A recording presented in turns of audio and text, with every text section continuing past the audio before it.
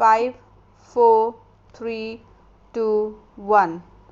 I am thankful to you for having given me this opportunity, long last, to say a few words on the budget.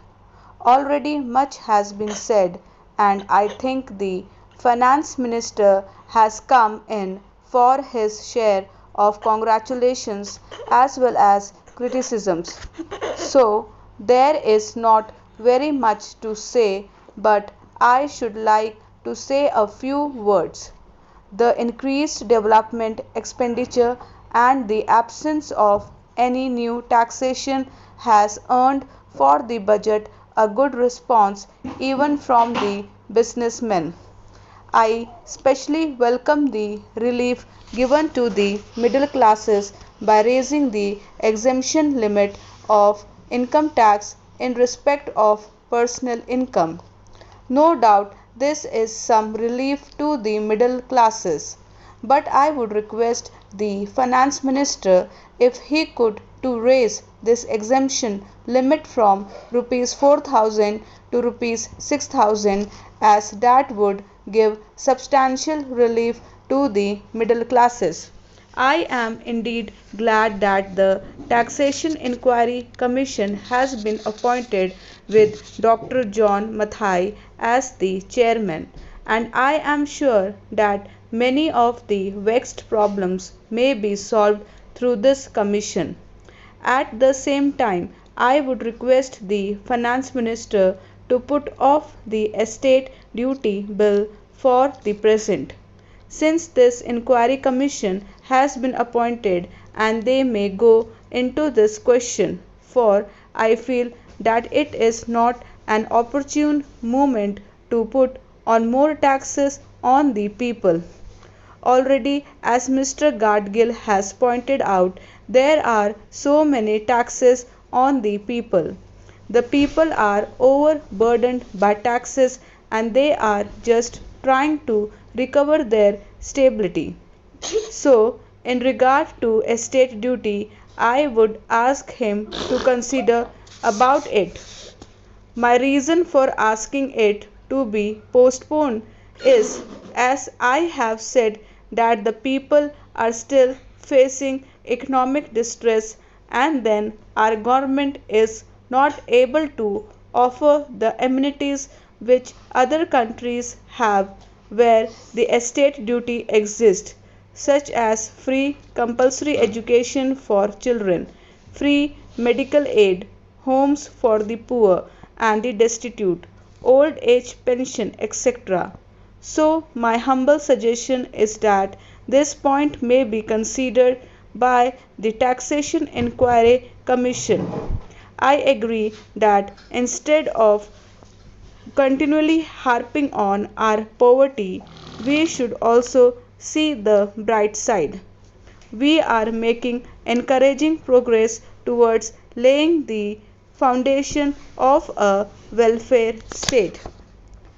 With the cooperation of all and the implementation of the 5-year plan, I am sure that we should be able to lay the foundations and fulfill the dreams of India. It is indeed encouraging to know from the finance minister that there is a tendency of lowering food prices all over the world, and in that case the prices in our country too would be lowered. Regarding defense, for obvious security reasons, I do not agree with my friends who say that the expenditure should be curtailed. It is not advisable to take any undue risks and slacken the defense arrangements. Indeed, defense is one of our valuable assets, although strange to say there seems to be adverse opinion in some quarters. I agree with what General Cariappa once said, that God and army are remembered only when there is trouble. The army consists of the most disciplined and loyal set of young men. It would not be proper to affect economy in the pay of these brave officers, as it would not be an incentive for the right type of young men to join the army, and it would become ineffective and inefficient. I believe already officers who were drawing rupees 1400 as their pay are now getting only rupees 700 and about rupees 100 as allowance. That is, they are getting about half of what they were getting before.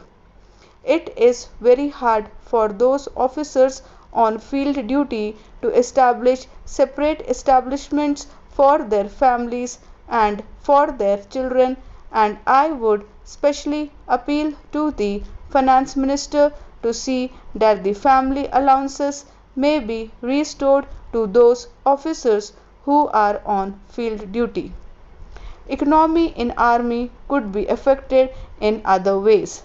There is scope for more efficient operation of defense industries, which process seems slow, and by purchase policy of utilizing goods and stores indigenously manufactured. Preference should be given to country made war materials such as could be produced here, and they would be cheaper than foreign made goods. I may also suggest that the armed forces who are not on field service or under any operational commitments could be utilized for giving military training to the youths in schools and colleges, which would teach discipline and loyalty. The university authorities should make military training as part of their compulsory education, just as they have adopted social, domestic, and political sciences. The National Cadet Corps is already inculcating military training in some universities such as Bombay and Calcutta. But if military training is made compulsory for our university students, it will go a long way.